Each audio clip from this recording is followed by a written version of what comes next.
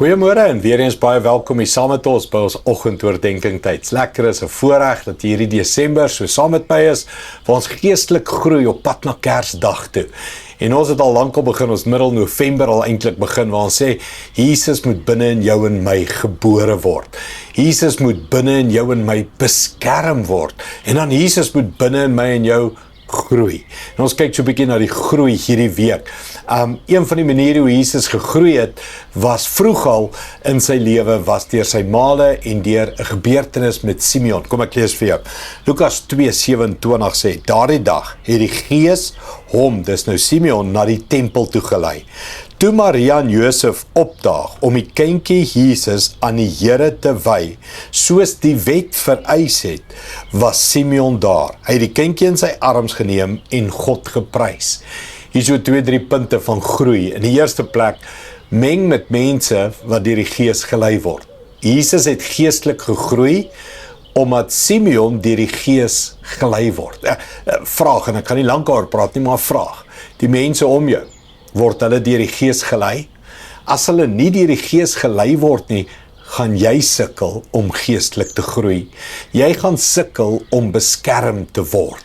So maak seker dat jy is 'n geestelike mens en die mense om jou is geestelike mense. Tweedens, Josef en Maria het die kindjie na die Here toe gevat om hom aan die Here te wy. Met ander woorde, dis 'n daaglikse toewyding aan die Here. Dis hoe jy geestelik groei. Jy is jou eie Josef en Maria en jy vat jouself na die Here toe en jy wy jou elke dag aan die Here. En 3, soos die wet vereis het, jy bly by die woord. Dis hoe jy geestelik groei. Mens, hierdie skrifte is reg voor ons. Dis hoe Jesus gegroei het. My vraag is, hoe groei jy? Party van ons het geen groeiplan nie. Ons word 'n Christen en dan hoop ons maar net, ons is oor 'n jaar nog, oor 2 jaar, oor 5 jaar nog 'n Christen. Jy moet die beginsels volg, jy moet die wet vereistes volg. Daar's beginsels in die Bybel hoe jy geestelik groei. En een van hulle is, meng met geestelike mense, meng met die regte mense en wy jouself daagliks aan die Here toe. Dis hoe jy wy, elke oggend. Dit wat ons hier doen, maar jy kan dit meer doen, dieper doen, verder doen en sê, Here, vandag wy ek my aan U toe en ek lees my woord en ek doen gebed en ek stap die pad. Wy jou aan die Here toe. Kom ons bid dit saam. Hemelse Vader, baie dankie vir die eenvoudigheid van die skrifte. Here, die waarhede is oral voor ons. Dis kentekens soos padaanwysers, oral in die lewe. Meng met geestelike mense. Meng met die geesvervuldes. Wees deel van 'n groep, 'n vriendskap, 'n familie, 'n kerkgemeenskap wat geestelik is en mekaar kan versterk.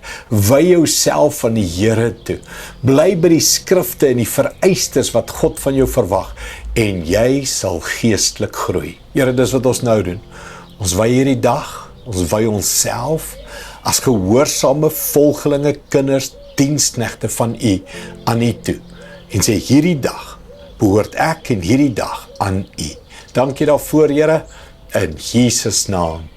Amen. Baie dankie, liewe vriende. Sien jou weer môre. Trots geborg deur Evergreen Turf.